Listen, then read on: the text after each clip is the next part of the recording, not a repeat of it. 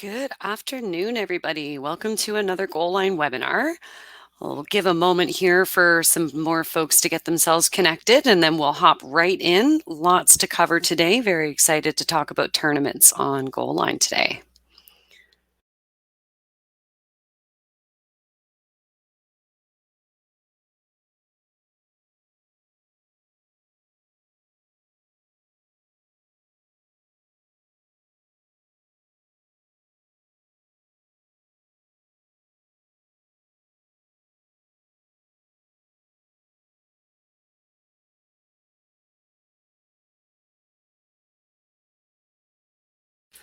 All right, we got some more folks hopping in here.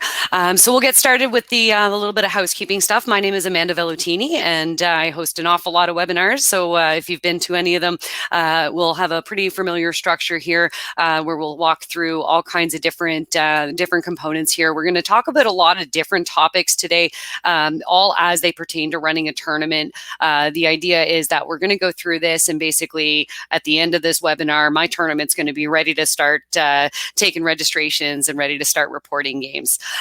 Little bit of housekeeping is that you don't have audio options during the webinar, but there is a chat option. So if you have any questions throughout the webinar, you can feel free to throw those into the chat. If I'm able to, or if they're going to come up later, we'll make sure to address any questions, and then hopefully we'll have some time at the end. I do try to stick with the time that we had anticipated here. Lots, as I said earlier, lots to cover today. So hopefully we do still have time at the end, but we've got some ways for you to get in touch with us if you have further questions. If you have any questions for the Goal Line support team, you can reach out and create a case with them by emailing goallinesupport@stacksports.com. If there's any features that you've seen in the webinar today, or you're not currently using Goal Line as your platform, you can reach out to customer success@stacksports.com, and we can point you in the right direction from there. So today, let's get started. We're talking about running a tournament. And so whether you do this as part of your core business, or if it's something that you just run, maybe an annual tournament alongside your regular league or your regular association, your Goal Line site can be the host of both of those things. So you could be using your existing league or existing club or association Goal Line system to also run your tournament. If it's a better option for you, you could also set up a separate website, basically a completely separate Goal Line system. Oftentimes we do recommend that just so that you don't have a player database with tournament players that are kind of mixed up amongst your club athletes. So there's often a good reason to maybe separate those. But however you choose to do that is up to you. The tournament tools should mostly be available to you depending on the type of organization you are set up as in Goal Line. So today we're going to talk about running a tournament. And as I mentioned earlier, we're going to try to do this sort of from a start to finish perspective. We're going to talk about the different tournament divisions and how you get those in, the types of schedules being, and we'll go with the typical structure of a round robin that feeds into a playoff. So we'll talk about how you're going to set those up. We'll talk about team registration and reporting scores, and then we'll talk about some added features available for tournaments such as the website slideshow. So let's dive in first and take a look at our tournament divisions. So regardless of what kind of site you are, you're going to log in from your public site. I'm using a different demo site today for anybody who's been to lots of my webinars. So we're using a tournament demo site here. And either way, you're going to log in using the admin login. That's going to take you to your Goal Line master menu. Once you're in your master menu, if you have no divisions at all, you're going to get started by going to the schedule section, either by clicking it here, or we can scroll down and just locate those tools. We're going to want to add leagues. So the Goal Line system, if you're not already familiar, uses the word league when you might term that as a division or a category or an age group. So what we refer to as leagues is going to be those individual divisions. So we're going to go in and we're going to want to create the leagues that we're offering for our tournament. I've already got 2 created here. I've got a U13 Boys A and a U13 Boys B, and I may have also a U13 Girls. Let's see, we have a U13 Girls A as well that we want to create. When I'm creating my divisions, I want to break them down generally by this age, gender, and skill level so that the teams, as they're registering, are going to be dropped into the appropriate groups. As the teams register, they're going to pick this division, so you want to make sure that it makes sense to them. I'm using A and B here, but if you use Tier 1, Tier 2, obviously you're going to use the naming convention that your organization or that your participants are used to seeing. When you're creating a new division here, you can choose from any existing menu group labels that you may have, which mine is called Tourney 1. So I can choose to put this into that same menu group. If I don't have any menu groups, it's just going to only give me the option to create a new menu label. I'm going to go ahead and create a new menu label so that we can kind of see how this is going to relate to what we'll see as we start showing things on the public side of the site. We want to select the appropriate age, skill, and gender characteristics here. So there should be an option in here that is appropriate. If I go down, we've got the U options over here. So U13, my skill level is A, and my gender is female. These restrictions for age and gender are not going to apply as far as restrictions on what players can be assigned. We're going to talk about those types of restrictions when we look at team registration a little later on in the webinar. There are ways here that you're able to set minimums and maximums for number of players per team. But again, this is something that you're able to set through the team registration restriction processes.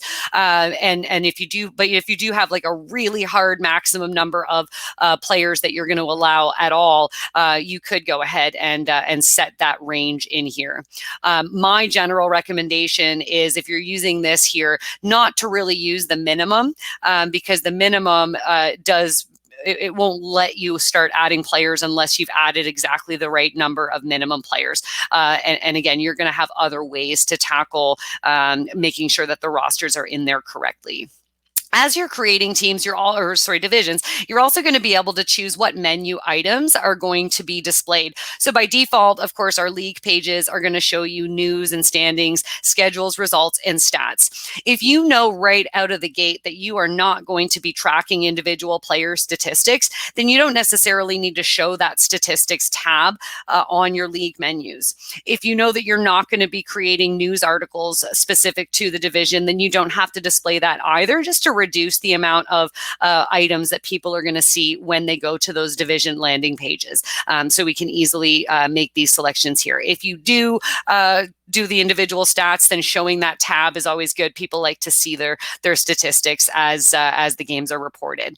So once I've entered these details, I'll create my new league, and it's going to automatically add itself over on the other side there. If I need to add another one, I'll click here and just continue to repeat that process until I've added all of the divisions that I want to offer for my tournament. When it comes to the menu groupings here, I've got some U13 boys and I've got my U13 girls, and maybe I want to change these menu labels so that they look a little different when I see them publicly. So I can just edit this, and instead of Tourney 1, we'll call this the boys. And then over here for the girls, we'll do the same thing and we'll just call it girls. And that way I'll have 2 menu groups, one for boys, one for girls, and the divisions that are appropriate within each one. I'm just going to hop over to the public side of the site to see how quickly and easily that updated itself. So as we see the divisions here, the leagues, I've got boys. Here's my 13A boys. Here's my 13B. Here's my girls. So depending on how you've selected to show those in your menu, which there's lots of different options for, you're going to see them grouped the way that we just decided to group them into those different menu groups. So that's how that's going to affect the way people will navigate to those on the public side of your website. So now that we've done this, we've added our divisions in here. And of course, if you offer, 10 different divisions, keep going and make sure that they're all in there. Now we're going to go and handle the season and schedule. Again, if you've attended any webinars, you've probably heard me say all leagues and teams must have an active season and schedule in order to be considered active. So we want to go ahead and start using these guys right away. So we want to add an active season to our divisions. So again, from my master menu, I'm going to select manage seasons. When you're dealing with a tournament that is in addition to your existing divisions, the important thing here is going to be to basically ignore anything that's part of your regular association, and so that we're only dealing with this from the perspective of our tournament. In my case here, I don't have any regular divisions or teams or anything like that to worry about. This whole site is dedicated to my tournament, but just keep that in mind that you don't necessarily want to do the season management for your regular season stuff. You're only really going to handle your tournaments here. You're going to have to add a season name, and regardless of whether this is a tournament or not, the season name should be really simple. Generally, it's going to be a calendar year or a calendar year range, something like 2021, 22. There's so many 20s that I'm having a hard time saying that over and over again. And another key here is to use your date range appropriately. You'll notice that the date is going to span for a year. So it's going to start on today's date, and it's going to go to basically the end of the following year, or basically a year from now. We want to adjust this so that it's appropriate, but I do recommend that you continue to start it on or before today's date. And the reason we want to do on or before today is because we want it to be considered active right away.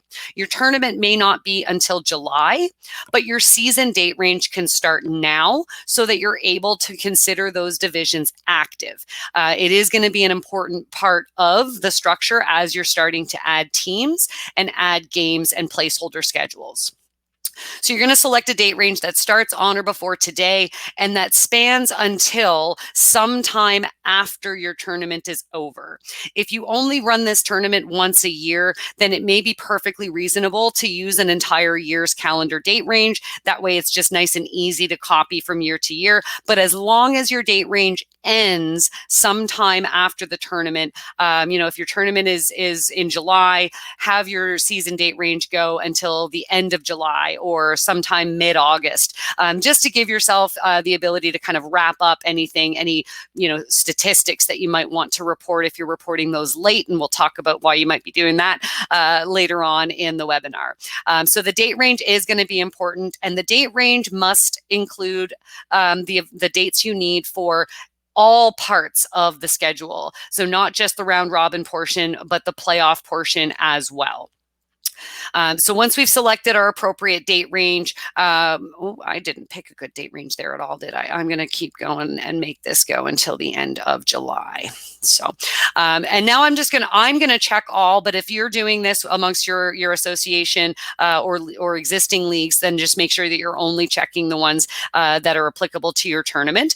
So I'm going to check all, and then I'm going to click create seasons. But let's talk about this optional setting that's available in here, because as you go through from year to year, usually with a tournament, you're going to want to remove the previous active seasons teams from the system. And the reason I want to do this is because I'm taking new team registrations for my 21-22 tournament, and I don't want the teams from last year's tournament to still be in the back end here. Removing them does not remove the statistics and the archived view of that schedule and the results from the previous years. So I'm always able to go to the public side of the site and take a look at those divisions and see what that looked like last year. I don't know that we ever had anything active on this particular one before, but you would be able to go back and look at those. We'll see that populate a little bit more as we go through the webinar today. The remove previous active seasons teams from the system. This is one of the reasons why it's super important to only focus on your tournament divisions if you happen to be both a league and or a club and running a tournament. Doing this is going to dump any previous teams, and so that your back end is fresh and waiting for new teams to register for the tournament this year. So I'm going to click to create my season. And it's going to go and add that season over here. So now I've got an active season available for the 21-22, 0 schedules. So now we move on and we deal with the schedule side of it. With schedules, there are going to be usually 2 different schedules involved in a tournament. So when you're preparing a tournament, the schedules that you do set up are going to be really important to make sure that the tournament runs smoothly. The example we're going to do is going to use a round robin schedule that's going to feed into our playoff bracket schedule. But if you don't use round robin, you might skip the round robin part altogether, and we'll talk about the different seeding options for your playoff bracket. Alternatively, you may be round robin only. It is totally fine to have a tournament that maybe doesn't actually go all the way to some, a championship bracket. If it's just a tournament like a jamboree style, I guess would be a great example of that. When my little guy was playing Timbits hockey, they did a lot of tournaments, but they were all jamboree. So it's really just a series of round robin games you're playing, no reporting of games, no placements, and not worried about any playoff brackets. So if that's the case for you, then you might only need the first part of the schedule that we'll take a look at here today. So we're going to click now Manage Schedules. When we go to Manage Schedules, I do need to give it a schedule name. As I just said, my example is going to be that we'll do round robin. And when it's a round robin schedule, it's a standings style schedule. The playoff bracket style schedule we're going to do next, but the round robin schedule is the first one that I want to create. And I want to create this and make sure that it is the active schedule. There are, of course, a lot of schedule details to keep in mind. The ones that are the most important here for the purpose of our tournament structure is that this is the active schedule. And when we create our playoff one, we're going to say no to that. I also want to point out the publish option. You don't have to have it published right away. If you wanted to keep it private, you can say that no, it's not going to be published, and we're not going to publish the standings right away either. And then you have the opportunity to come back in, edit that, and make it active later, make it published later, so that you can do all of your setup and structure in the back end. And then once you're ready and you've finalized the schedule and you want people to be able to see it, you can come back in and say, yes, let's go ahead and publish it, and we'll publish the standings page. Your choices for things like tracking individual player stats and displaying those statistics, as with any goal line schedule, those are a per schedule thing. So it's going to be entirely up to you whether or not you want to report on those particular things. We'll scroll down here and take a quick peek at points awarded. So points that you do for wins, losses, and ties. In regular season, sometimes you care about things like overtime wins and shootout wins and forfeits. Usually with tournaments, those types of things aren't necessarily going to come into play. But if they do, obviously set up your points appropriately. Here we've got kind of a typical 2 points for a win, 1 point for a tie. We don't have any points for overtime losses or overtime, shootouts and things like that. So you're just going to get that point if you tie and 2 points if you win. Whatever your point values are, obviously they're very important because they are going to play into how the standings are going to be calculated.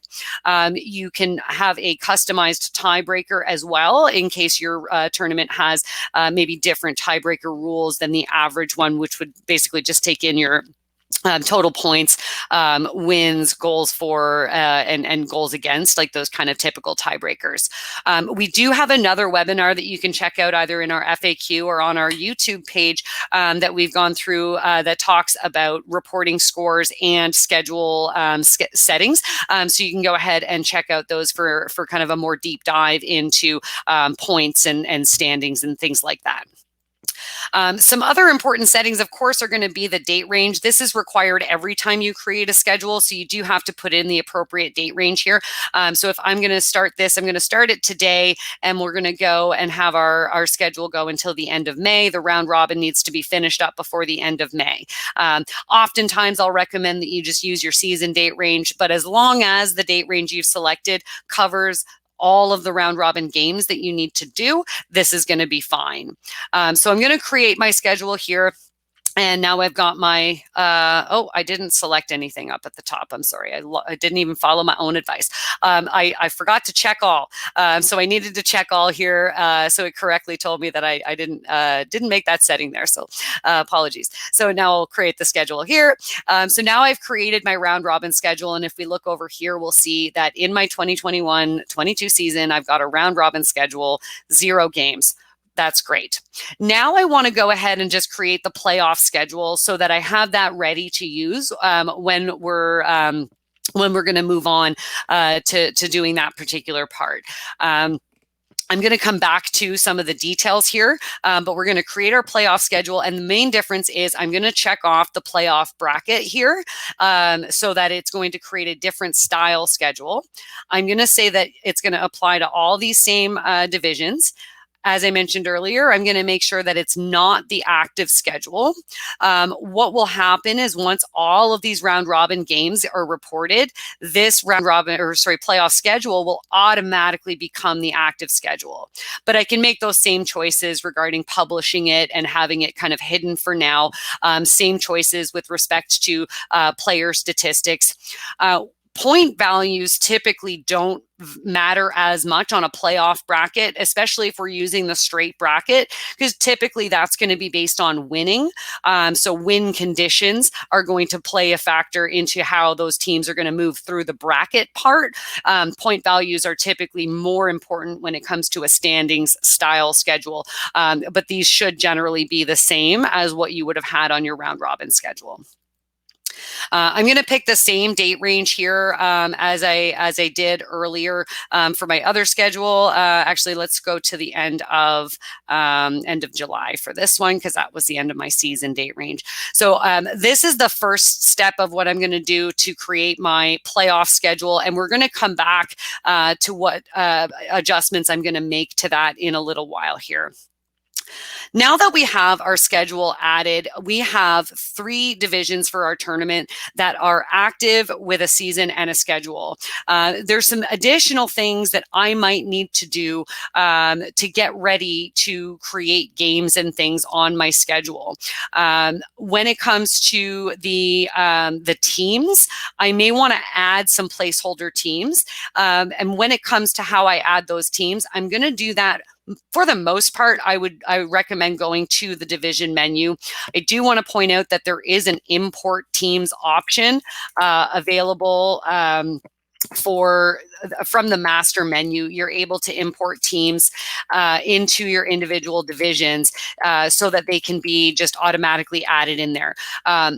Generally, though, you're going to use team registration, which we're going to talk about. What I want to set up is just a little bit of a placeholder team scenario. And the reason I want to do that is because I want to be able to structure my playoff without having the teams register yet. The teams haven't registered. I don't know which teams they're going to be, but I know I'm going to have an 8-team tournament for each of my divisions. So what I can do is I can follow the pop-up here that's telling me that I don't have any teams and click Add, Edit, Delete Teams, or I can just go down here and select to Manage Teams. It's going to give me the same sort of thing. When I come in here, I have no teams in here at all, but I want to create 8 placeholder teams so that I have teams to select when I'm using my playoff schedule. So I would create team 1, team 2, team 3, team 4, and so on. 7 and team 8. So now I'm going to have 8 teams available, and we're going to see how that's going to play into creating my playoff bracket. So here are just some placeholder teams for me to have available. I can now see that those teams are considered active in the division. Now that I've done that, I'm going to move to my division scheduling page here, and we can see here's that round robin schedule we created. This is the active one, and then here's my playoff schedule, and it's ready for me to start kind of editing and doing what I might need to do there. One pretty popular structure for round robin schedules is to have conferences. So I'm going to scroll down here and show you that now that we've added those 8 teams here, we may want to group them into conferences. I may want to have a group 1 and group 2, or pool A, pool B. So I can click to edit conferences from here. I'm just going to click back and show you that I could also do conference setup directly from this part here. So whichever method you use to get there, same thing. So we can do pool A, add conference, pool B, add conference, and now I can go into my schedule details. So I've created those 2 conferences. Now that I have conferences, I can take my teams and I can put them into pool A and pool B so that I have 4 teams in each of my conferences that I'm going to be using. And we're going to see how conferences are going to add layers to the playoff seeding options that I'm going to have when I'm creating my different brackets. So we've now created those. You can call them, as you saw there, you can call them whatever you want. So I am just going to use my pool A and pool B. So now I've got my my team information, or my pool information there, and I've just thrown those teams in to the different divisions that there are, or different conferences that they're going to be part of. At this point, you're actually able to start getting games into the system for at least your round robin if you already have that schedule kind of ready to go. I did not talk yet about adding venues to the system, but obviously you would have your venues listed. So what rinks are you playing at, or what soccer fields are you using, what basketball courts? So once you've added your venues, obviously that's an important part of scheduling as well. You can create games, and there's going to be multiple ways to do that. One is going to be add, edit, delete games. And so, yeah, it looks like I don't have a venue. So I'm going to add my usual Cole Harbour Place, home of Sidney Crosby and Nathan MacKinnon. So we'll add that venue in here. I probably should have done Rink 1, Rink 2, or Scotia 1, Scotia 2, as they happen to be called. But now I have a venue that I can select, and I can start creating games just by picking teams and creating those games at the venue, date, and time. If you are using conferences, you do want to keep in mind that you want to probably schedule within conference. I think let's fix that up. Then we'll do team 7 versus team 8 because they're in the same conference, or I can do team 1 versus team 3. They're all just placeholder at this point, and those teams could be replaced later on. So we can start adding schedules one at a time is how we did it right there. We also have the option to upload a schedule file. So uploading your games using a CSV file. You can also use the generator to have the goal line system generate a schedule for you based on the time slots that you want it to use. Using the schedule generator is one division and one schedule at a time. So if that does save you time to use the generator to just randomly generate those round robin schedules, go ahead and use that. Otherwise, the upload option is another super popular way to get games in. So we'll come back to kind of what happens once we've got games on our round robin schedule later on, because now we're ready to look at our playoff schedule in more detail, because we're all structured here with our division, our placeholder teams, and we've got our playoff schedule tool set up here. I'm going to click to edit the schedule details because there's a few things that I want to do to this schedule to get it ready to feed properly. I want to feed it off of my regular or my round robin. So I'm going to make sure that I set the feeding schedule, which is going to be one of the settings down here. I can choose my round robin. It's going to give me a listing here of any schedule that is already in this season that is a standing style schedule. So I can select from, if I had 2 different round robins, I'd be able to pick from either one. But you can also see that I can choose no seeding or just manual seeding. And if I choose manual seeding, I'm going to be able to just rank the teams from whatever seeding I might want to do. If you don't do a round robin, that's a pretty common way to get your playoff schedule seeded, especially if it's one of those events that's kind of a qualifier event. You may already know what the seeds are, but you didn't necessarily run the qualifying event. So that's kind of an example of when you might use that. If it's just straight into a playoff bracket and there's no seeding at all, you don't have to use seeding at all. In your first round, you would be picking teams instead of placements. I'm going to choose my round robin, and once I've made this selection, I'm going to see some different options when we keep going. I also, in this case, want to change my playoff type. There are different types of playoffs that we have. So a series is going to be the default, but tree is that sort of traditional bracket tree look, and Gold Line's bracket trees are straight brackets. So there are some tournament types that the bracket tree may not be the most appropriate option for. Things like if your tournament uses something called lowest remaining seed in any of your subsequent rounds to the first round, then you're going to want to use the series style. And I'll show briefly a little later on kind of what that looks like when we see it on the site, so that you kind of understand what that would look like. But I'm going to use the tree. So I've made my appropriate changes here. I've done tree and I'm feeding from my round robin, and I'm going to go ahead and save my changes. Now that I've made that selection, I'm able to go in and actually start putting together what my playoff bracket is going to look like. So we can go down to the very bottom here, and you should always see a set up playoff tree option here. But again, we'll go and just take a quick peek at how else you can access that depending on which your preference is. So playoff tree setup is now available for me right here.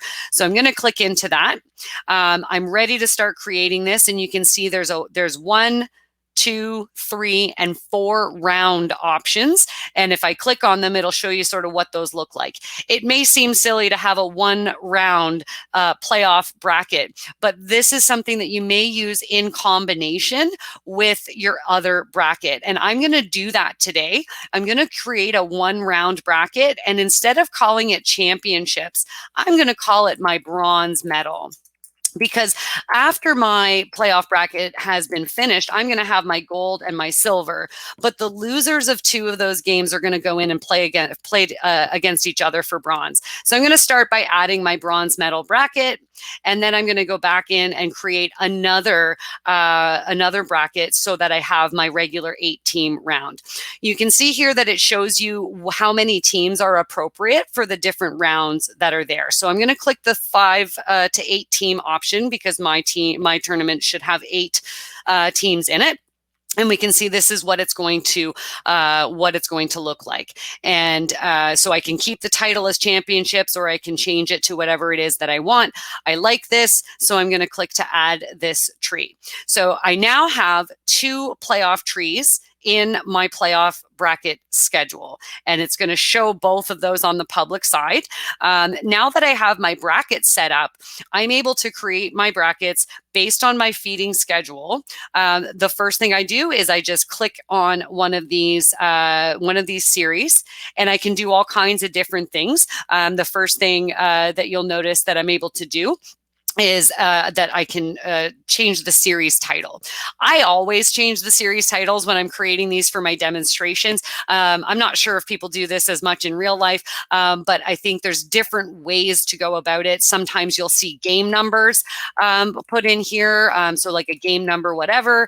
What I typically do is I kind of name it for what the structure was. So in this case, it's going to be my 1v4 game. So it's going to be first place versus 4th place. And the reason I'm doing first place versus 4th place is because we had a pooled round robin. So we'll talk a little bit about that when we open up our seed options here. The other thing we can do, which is a really important one for, let's say you wanted 8 teams in your tournament, but you only got 7. You may need to use a bye. So instead of 1v4, if I only have 7 teams, I can put in that this is going to be the bye round, or first place bye round, whatever makes sense to you to put in as that title. And instead of a win condition of you just need to win once and then you move on, I could be setting this as a bye round where it will automatically just take that top seed and push them into the next game as if they won a game against nobody, right? So that's an option that you do have available. Here, we're going to do 1v4, and then we'll see kind of how that will end up flowing through. Speaking of win conditions, this is where you're going to go and set up things that the way that the system is going to determine how you move on to the next round. As I mentioned, when we created our playoff bracket schedule, it's not quite as important to have the point values in there for wins, losses, and ties. In particular, because you usually don't have ties in playoffs. You may have overtime, but you won't necessarily have ties. It is possible for you to use points, like total points, in a certain number of games, in which case those point values obviously do matter. With a straight bracket, though, typically it's going to be a number of wins. So if you're like the NHL and you're doing a best of 7, then you're going to want to put in that there's 4 wins needed in order to move on. If there's 4 wins needed, then I'm going to create up to 7 different games that may be played, because if someone doesn't sweep it, then there could be up to 7 games played in order for one of the teams to have 4 wins. All that's pretty straightforward bracket stuff, but just wanted to kind of point out that layering is there. For our purpose here, we're just going to have a win, 1 win needed. You win, you move on. So kind of single game elimination type thing here. Because I'm doing this first game as my first place versus 4th place, and we'll actually, why don't we go and add pool A here, because we do have pools.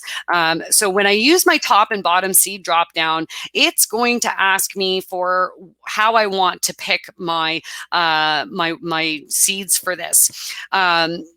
Top seed is usually going to be the highest ranking team that's involved in the game. And then you can see here that my options are going to include all kinds of different things, including, as we scroll down, just straight up team names. So I can go ahead and just pick names from of teams to put them directly in with a fed schedule from your round robin. Usually you're going to be picking some placement based on the standings.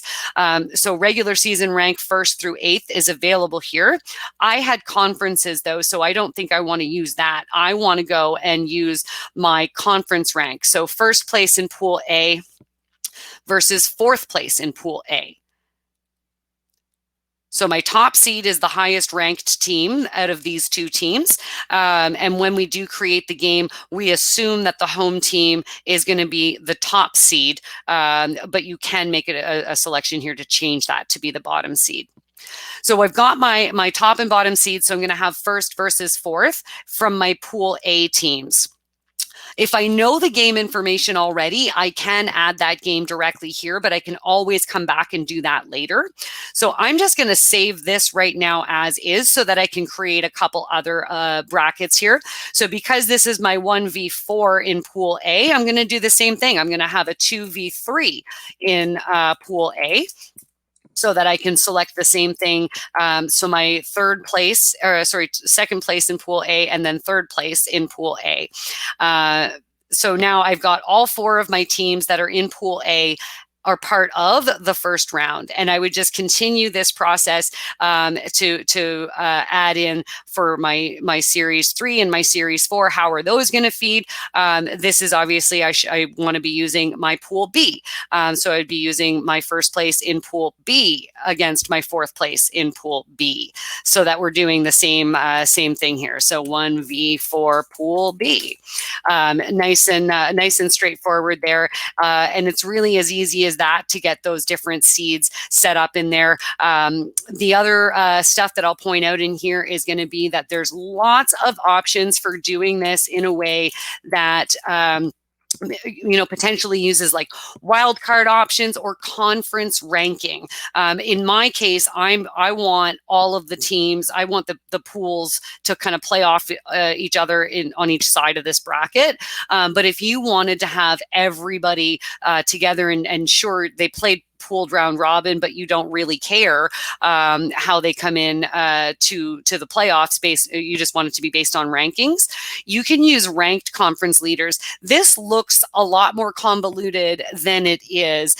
So I do want to point out one of the things I can do if I did want to pull in, I've got 2 pools. Both of those pools have a team that's in second place. If I want to make sure that I'm taking the best second place team, I'm going to pick my ranked conference leader for my second place teams.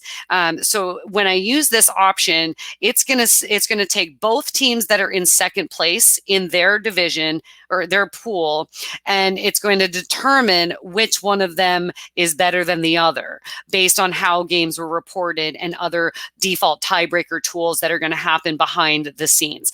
So there are some pretty complex, robust options for selecting your top and bottom seeds in here.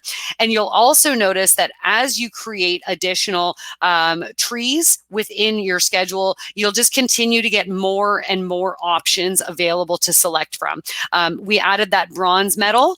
I can already choose to put in the winner or the loser of the bronze medal game. Now, that wouldn't make sense in the reality of the structure that we're doing here, but I just want to point out that you're always able to do that. This is going to be how we're going to pull in actually our bronze medal games, is by pulling it from an entirely different tree.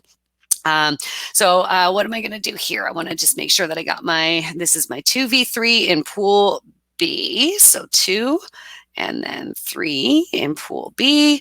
And that's all I need to do there.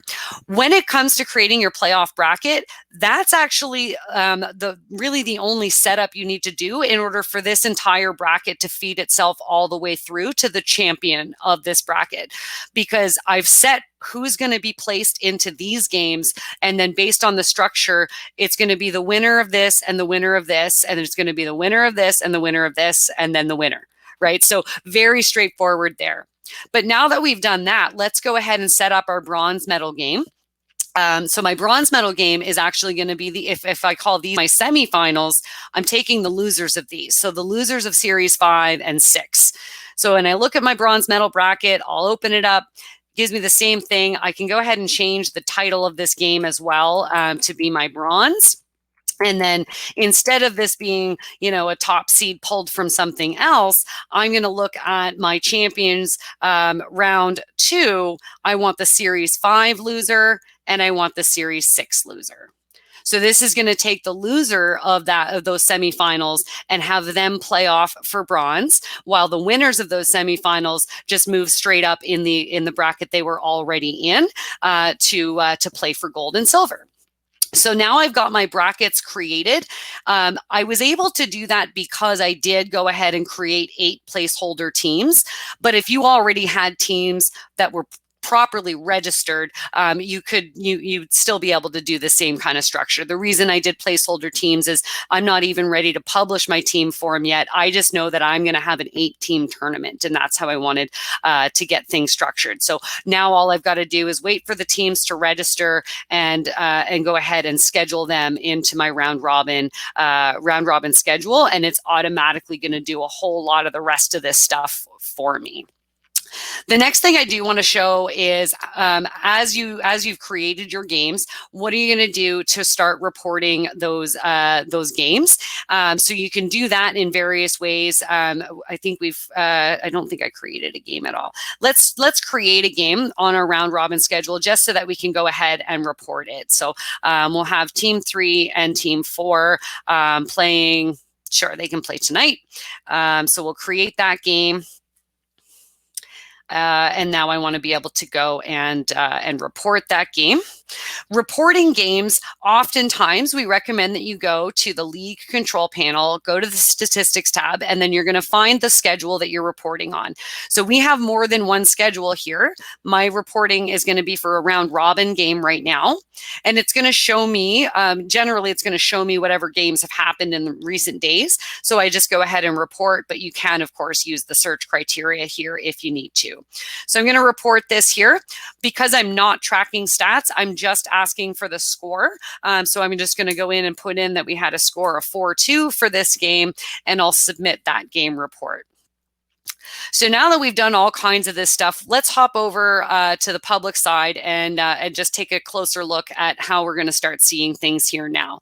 So I'm going to go navigate to my boys U13 Div A, and we've got our playoffs active already. And you know why we did that? So I got ahead of myself. Because I only had one round robin game and I just reported it, it automatically made my playoff schedule active. So I'm going to go look at the round robin real quick here. So here's what our round robin standings page is going to look like when it's grouped into Pool A and Pool B. If you didn't have pools, it's just going to be all 8 of your teams listed together. And so you're going to see all of the different standings columns by default here. Our tiebreaker tool does give you the option of removing some of these columns that may not be applicable. If you're not using forfeits, you don't have to include forfeits here. If ties don't apply, you don't have to include ties and that kind of thing here. So this is how we're seeing the standings for that. When I view the schedule, viewing the schedule is going to show me anything that actually has a scheduled date and time, including my round robin or playoff games, but only once you've actually scheduled the playoff games. But as you saw, when we go to standings, we can see what does this bracket look like? What's going to happen in here? So I can see that whatever happens, first place versus fourth place in Pool A are going to play first. So you know, looking at this tournament schedule, that you know kind of how you're going to play based on how you finish the round robin portion. And then we can see over here, for that bronze medal, I know exactly which games are going to be feeding the loser into these this game here for that bronze medal. So that automatically started showing itself, and I didn't have to go in and code any of that in or anything. I just used my existing league drop downs here to show my tournament divisions. In my case, I've just gone ahead and done the boys and girls. If you're combining this, you may want to have one that's, you know, tournament specifically, and then all of your tournament divisions listed together. But lots of great choices for doing that. When it comes to reporting games, I'm going to hop over to the master menu. For tournaments, we have a great tool that allows you to report multiple games at a time. And I don't think I have it on here, so I'm just going to hop over somewhere else here. I know I've got it on over here. Report game scores. Okay, so my report game scores from the master menu. This is a tool that we created for tournaments so that you can go in and I'm going to go back a while so I can get lots of games on here. And you can report on games based on when they were and what venue they were or what start time. And you can see here that I've got all of these different games that need to be reported. And if I'm standing there at the venue with a bunch of game sheets, I'm ready to report this one and this one and this one, but not this one and then this one. I can go and report those games that I've checked off, and it's just going to ask me for the score of those games, and I'm able to report those scores so that I can quickly get those games reported for the purpose of moving those teams through in the rest of the schedules. Especially if I'm nearing the end of my round robin and the playoffs are, you know, a really short turnaround. You know, those tournaments where the round robin games finish up at noon and the playoff games start at 5 o'clock that same day. So you want to make sure that you have this quick option of reporting game scores. I'd like to point out with this one as well, this is a quick single score entry. Even if you actually are collecting individual stats, you're actually only going to put the score in here anyway, just to get it reported for the purpose of moving it through. And you can always go back through the typical process later of reporting the full individual stats, indicating who scored, what penalties or what cards or what fouls happened throughout the game. So report multiple scores is a great way to get those scores entered very quickly, so that you're able to continue moving your tournament along. And so that if people are waiting to find out who am I playing at 5 o'clock, I know I'm playing at 5 o'clock, but I don't know who I'm playing. So the sooner you get those games reported, the sooner the public side of the schedule and standings pages will update themselves for the tournament participants to be able to follow along with. The next thing that we'll show just specific to tournaments is going to be our website slideshow. So a website slideshow is a method of just getting some information displayed on, let me see here, display, I forget what it was called.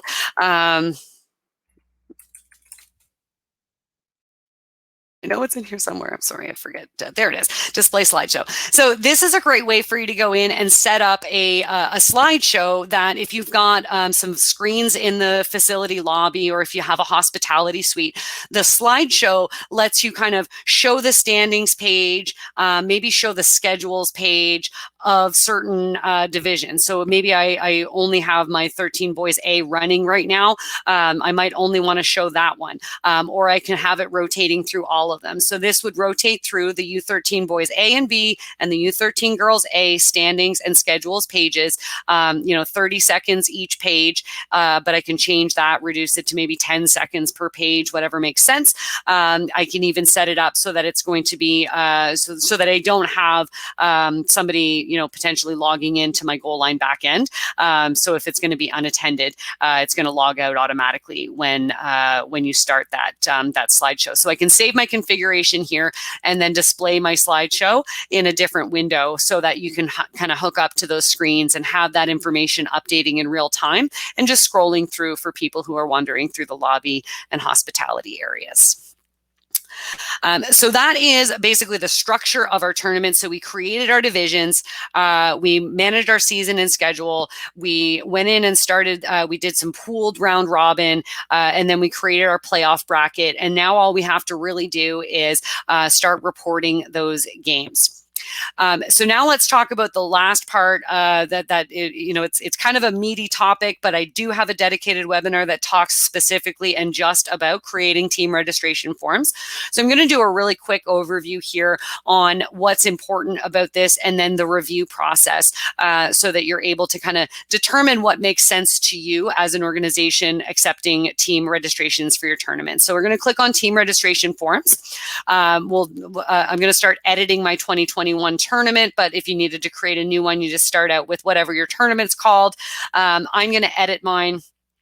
And just like with our individual forms, this is a 5-step process to just get it created. If you've already got one because you took it last year, you can just copy last year's, make all the date sensitive adjustments and prices and stuff, and then republish the form to make it ready for this year. So nice and easy there.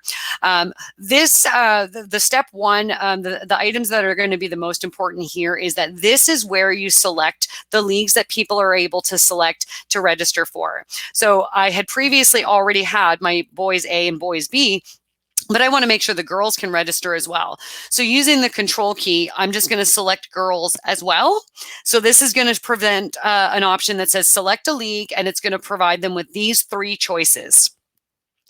When I'm collecting the team name, I'm just really interested in the name of the team, but you can obviously get more in depth here. A really popular option is to know the jersey colors so that you know what their home and away jerseys are. That just, not that it helps necessarily with scheduling, but at least if you collect that information, you'll know whether or not the teams have alternates and stuff like that. If you have 4 red teams show up and none of them have an alternate, that's going to be a problem, right? So when you collect this information up front, that can just be really helpful. There are tools that allow team contacts who register their teams to be able to manage their rosters until you decide that they can't anymore. And so that's an option that you can put in here, a roster lock deadline. There's other ways to lock and control access to managing rosters. So you can use whatever's appropriate to you. The next section here is also really important. This is how can they pay. So if you have your StackPay merchant account already, then you're going to be able to allow online payments. So allowing online payments, obviously this is the ideal because that's that contactless option where you know that they're going to register and pay at the time of registration. You can also offer offline payment options. So pay me by check later. If you do that, I'm going to have to go in and record your payment later, and we'll see kind of the page that I would do that in a moment here. So once I've set up my payment options, I can save this and move on. I do want to just address really quickly the option here that says to automatically accept teams that pay online.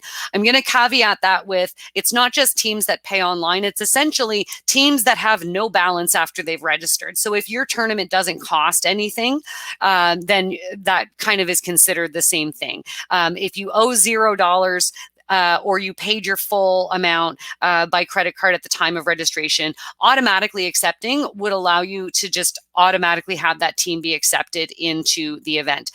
Without using automatic acceptance, it is a manual process to review, accept, or deny teams from your event. And we'll take a quick look at what that looks like in a moment here. Obviously, if you are taking online payment, you're going to pick your StackPay account from this gateway. I don't have one here, so I'm not able to make that selection, but just wanted to talk about that as an option. The next steps in here, person information. What's important here is that you are going to be in control of whether or not you're collecting a lot of coach information or just a main contact or a combination. Here I've got optional coach and manager, but we're always for sure going to be collecting a full main contact. Whether that main contact is the coach or is the manager doesn't matter much to me. I just care that you have one primary contact as a team that you're registering. And if you are giving me coach information, you're going to give that to me up here. You can determine for your event whether or not it's required to provide coaches. So you can have required or optional coach information for coach, assistant, manager, trainer. Main contact is always going to be in there. What I'm using is my favorite choice on here, which is registrant's choice, because I may not know if the coach is the main contact or if the coach and the manager are someone completely different from the main contact. And we'll see how that appears when we view the form in just a moment here. When you're collecting the information about participants, you're always going to be collecting first name, last name, and date of birth.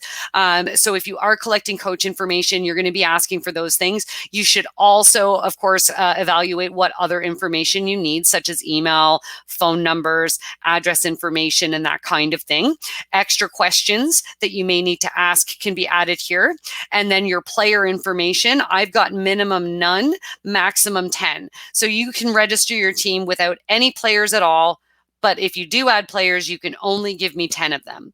You can do any combination of minimum and maximum here. If I have 0 and 0, it will tell you right here, no players are going to be collected on the form. If you don't need rosters, you don't have to collect them. And if coaches don't have to type in their rosters names, then I think the coaches will be happy. But obviously, depending on your level of stats and your needs, you may require those rosters. So you can have like a minimum of 10, a maximum of 20, whatever makes sense to you. With the players, you're going to be collecting, again, first name, last name, and date of birth. You may also want to collect things like jersey numbers and positions if that's relevant to you. But keep in mind, anything that you collect, you're collecting for each individual player, and it's something that the coach or contact has to put in. I do typically recommend you do not collect things like address and phone number information for individual players on a team registration form. Obviously, it's up to you, but my recommendation is not to do that. So that's generally what we do on step 2 here. Step 3 is where we set up those programs. I haven't set up my girls program yet, so we'll do that. And I always recommend that you do the same program breakdown here as you do for your leagues. So I'm going to have U13 Girls A. I'm going to add that payment type here. And here is where I'm going to want to restrict things like the age and the gender. So if this only allows female players, then I want to make sure that I restrict this to female, so that a male player can't be added to the roster for a U13 Girls A team. If I need that restriction, I do need to collect and require gender from my players in order for the system, of course, to be able to make that determination. We do not know that Amanda is a girl's name just by typing it in. It does have to collect gender. Age restriction is the birth year range of the players that you'll accept. So you would just make sure that that age range encapsulates your U13 age category based on your sort of governing body age categories there. So these are the restricting fields that allow you to make sure that the players who are registered are players of the correct age and the correct gender. You're also able in here on a per program basis to set the maximum number of teams. If I know that my tournament cannot have more than 8, I do want to make sure that I indicate 8 is the maximum. And then based on my acceptance options, if I'm automatically accepting teams, then I probably just want to use the accepted teams option. But if I want it to be all teams, I just want to keep in mind what this might mean.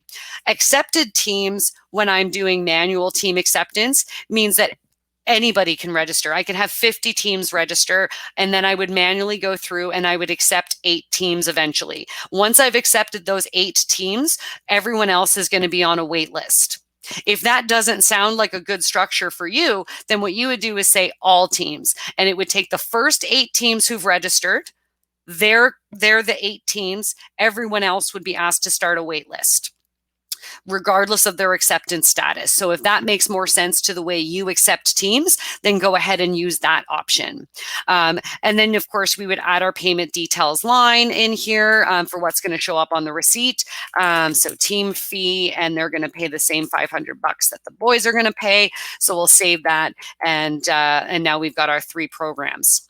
Policies and consent is exactly what it sounds like. Keep in mind that we have a single main contact registering a team. So it is the main contact agreeing to these policies, not the individual players and coaches. So when the language is used here, make sure that that waiver language is written in such a way that it makes sense that it's the main contact. Email confirmations are also customizable here. There's a confirmation you have registered.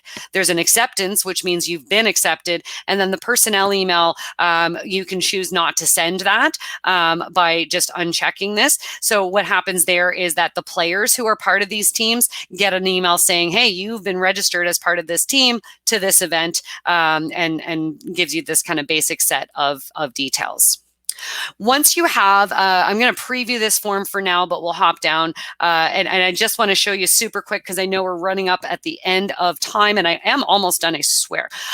We're going to review our registered teams over here. When I review registered teams, I'm just going to pick my tournament form and I'm going to search. When I search, it shows me any teams that have registered. I get my summary up here. So if I just want to glance at how many spaces available, I can see that up here. Then I can see the details. These are going to be color coded based on their status. So if they're waitlisted, I would know they're waitlisted because they'd be the yellow color. I'm going to review this team. I'm a big fan of opening things in a new tab if you haven't seen. So here's my team here. Here's the payment information. If I have the check now for the team for this payment, I can record this payment here. I can also make some adjustments to any of the information that was provided. I can view the players that were entered at the time of registration. There were none. And then I can accept or reject the team. Because I haven't done either one of these, I can remove this altogether and pretend like it never happened. But I can also choose to accept the team. When I do that, it's going to ask me which schedule I'm accepting them into. And now I've accepted this team. So now that team exists in my U13 boys division for U13 boys A.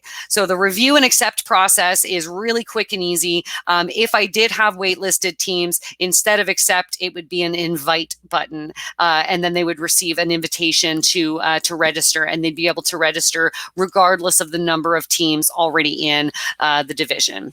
So this is what that form looks like, obviously in test mode on the public side, and they're going to come through and they're going to select what division they're going to register for, put in their team name. That's not a good team name. Let's just use team name. Put in the head coach information if I have it. And here's where that main contact setting looks like over here. If I do put in my head coach information, so I've got Mary Smith, 2000. Yeah, that's a good date of birth. So it's going to pop up and just check if we already have Mary in the system. If we do, then we can use her profile and not create a duplicate. If not, then we're just going to go ahead and add Mary into the system. And then I can come up here and say, you know, Mary is that main contact. So the head coach is the main contact. So we're just going to take that information there. So made it nice and easy for me as a coach to come in and register for this tournament. Because none of the players are required, I don't actually have to fill them in. But if I do, you can see that I need to put in first name, last name, date of birth. If you also want additional information, it would just be in line with each of those player records. So now I'm able to come over here and select what I want for my program. So I selected that I'm registering for U13 Boys B. So I want to pick that appropriate program here. My waivers and policies and stuff would be listed here, my consent options and stuff. So I'm going to submit this. Oh, I didn't consent to receiving email. That's fine. And now I'm going to go ahead and review my registration. My only option is offline, but ideally they're going to see your StackPay payment screen here to submit their payment for that $500 fee. In this case, we'll just go ahead and confirm. So my team has been entered, and I'll receive my confirmation email in real time here, and you can go and review and accept that team in real time. So that actually covers our entire tournament webinar for today. So we looked at how to add those divisions. So our master menu, adding leagues here for all of the tournament divisions we offer, our playoff schedules, whether they're fed from a round robin schedule or they're just, manually seeded, how to create those games, how to report those games using report multiple scores. That is going to be a really great way to quickly get the game scores in for your round robin games, and then move on to reporting the individual stats later. And of course, if you are using team registration, then you'll want to take a deep dive into getting that team registration form set up. But really the structure there, the order is important. Leagues first, season and schedule, and then you can get started with creating a team form. You can get started with creating your playoff brackets. And then it's just a matter of waiting for your tournament to roll around. And hopefully, fingers crossed for everybody, that you're actually able to have some tournament events going on soon. So that covers today's webinar. I'll stick around for a couple of moments. If there happen to be any questions, feel free to throw those into the chat, and I'll stick around and answer some of those. Otherwise, as I said earlier, reach out to us at goallinesupport@stacksports.com, or for any of these features that you may want enabled that you didn't see today, customer success at stacksports.com.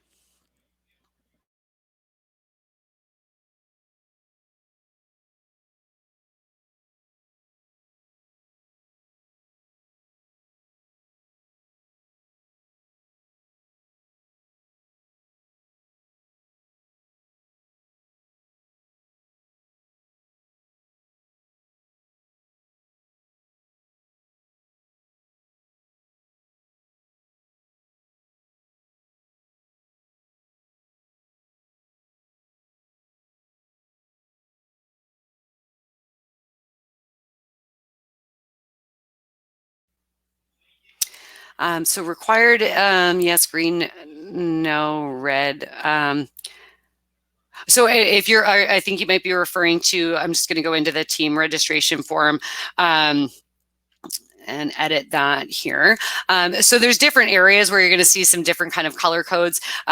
So yeah, I'm not sure why exactly these ones are selected, but that's going to be the structure that you'll see on team forms as well as individual forms. So no means we don't even collect it. It's not asked for. It's not even going to be visible. Yes means that that it's optional information, and required means that you cannot register without it. And then when we do see those fields on the public side of the registration form, you see that kind of typical bold and asterisk if it's required. So from the public perspective, they do typically see that as being required with kind of those usual visual indicators there. Red, I think we've indicated red because it's not going to show up at all.